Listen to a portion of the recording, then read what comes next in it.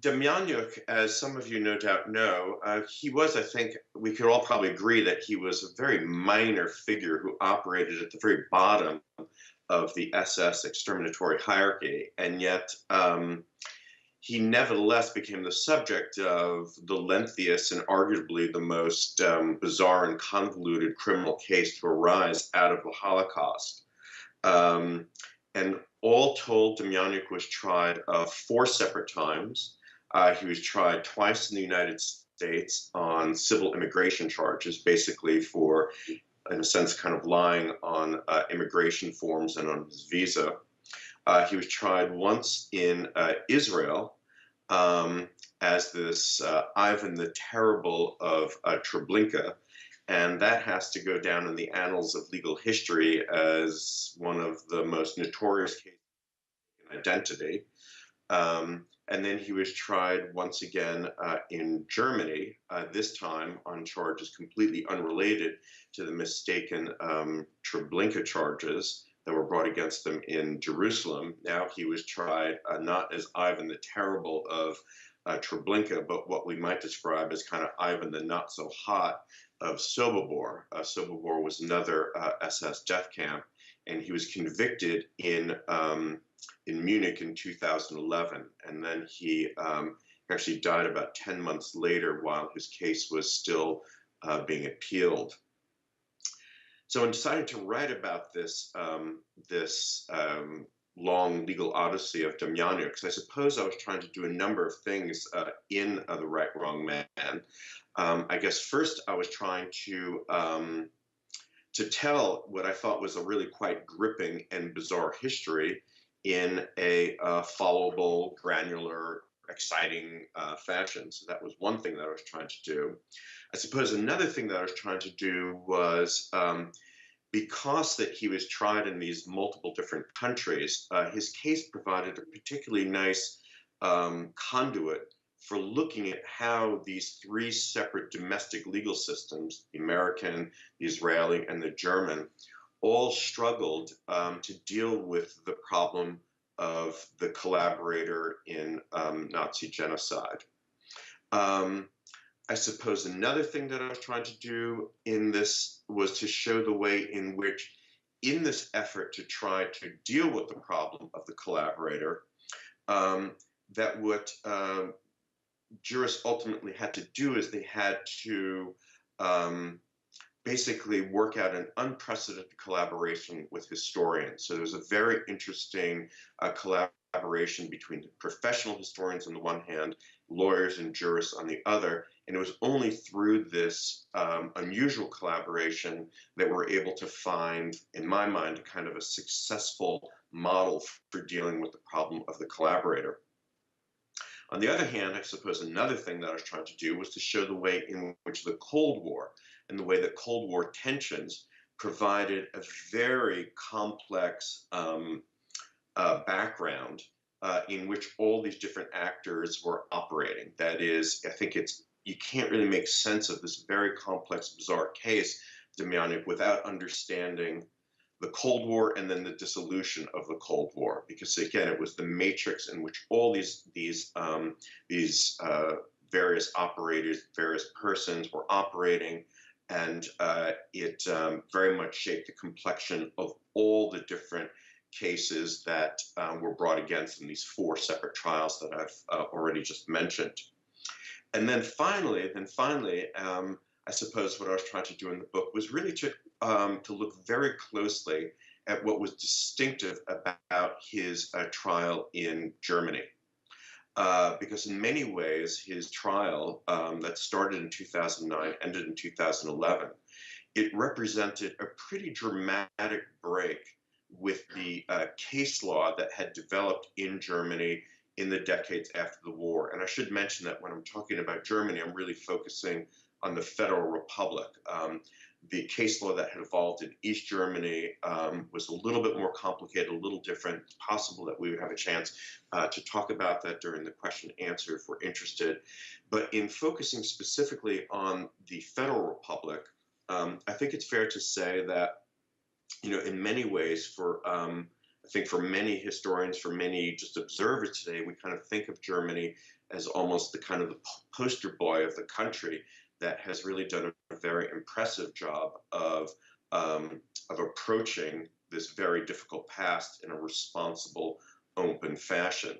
And yet, and in many ways, I agree with that. But I think if you look at the legal response to Nazi crimes within the Federal Republic, there the story is a little less happy. You really see kind of a story of decades of missteps, of kind of using the wrong doctrine, having all sorts of political obstacles to successful prosecution, and that in many ways, however belatedly, the Demjanjuk case did represent a very important breakthrough. And so I was very interested in trying to show how it is that the decision in Munich in 2011, how it broke with earlier German case law and why it did so. That is, maybe if we can make sense of it, not just juridically, but also politically, that is why it is that this breakthrough happened at this point of time rather than perhaps decades earlier. So I think those were the kind of the general goals of what I was trying to do in the book. I'm happy to talk a little bit more about Demjanjuk, just to give maybe a little background to the audience who might not be as familiar, and then we can maybe start with the question and answers. So Demjanjuk was born in Ukraine in 1920. He was then drafted into the Soviet Red Army in 1941 after the German invasion of the Soviet Union. Then the following spring, in the spring of 1942, he was taken as a prisoner of war by the Wehrmacht, by the German army. And Demjanjuk's first line of defense, basically throughout all his kind of lengthy encounters with the law, was to insist that basically from the time that he was taken as a prisoner of war until the end of hostilities, he remained in a German POW camp. If we jump over the war period and just look at the post-war period, Demjanjuk ends up in 1945, after the end of hostilities, he ends up in a displaced person camp in Germany, not an unusual place to find oneself. He basically bounces around a number of DP camps until 1952, at which point he's able to immigrate to the United States. He becomes a naturalized U.S. citizen in 1958. On the same day that he becomes a naturalized U.S. citizen, he officially changes his name from Ivan to John. And then the next few decades, he goes about assembling what we could describe as kind of a nice middle-class life. He works as a machinist for Ford. He's a UAW worker. Remember, this is a time at which high-paying, unionized, blue-collar jobs really permitted a successful transition into the middle class. He lives in a ranch house in suburban Cleveland, in the suburb of Seven Hills, and he goes about raising a family. And his legal troubles begin in the mid-70s, and this is when American investigators first receive information that suggested that after having been taken prisoner of war by the Wehrmacht in 42, that he was then plucked out of his prisoner of war camp by the SS and then brought to a very different camp called Czerniki. And Czerniki was an SS training camp that basically trained largely Eastern Europeans, not exclusively so, but largely Eastern Europeans, to serve kind of auxiliary roles in Nazi genocide. And then the evidence suggested that after having trained at the Czerniki camp, well, this is where everything gets a little complicated, where originally the investigators came to believe that not only had he served as a death camp guard, but he served as this particularly notorious guard who had earned the sobriquet of Ivan Grozny, Ivan the Terrible.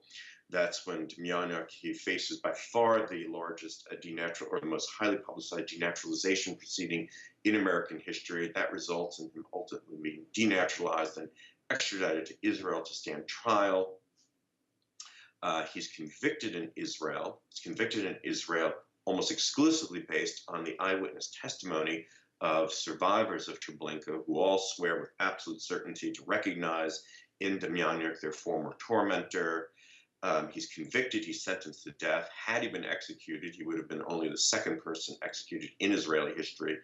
The only person ever executed in Israel was Adolf Eichmann after the Eichmann trial of 61. His appellate phase, we're now in the early 90s, and his appellate phase fortuitously coincides with the unraveling of the Soviet Union. And what this means is that basically hundreds of thousands of pages of documents which had been kind of moldering in KGB files, now Israeli defense attorneys and prosecutors get access to this material. The material now indicates that the real Ivan the Terrible was not Demjanjuk, it was this Ivan Marchenko, another Ukrainian. This evidence suggests that Marchenko was killed in fighting in the Balkans at the very end of the war.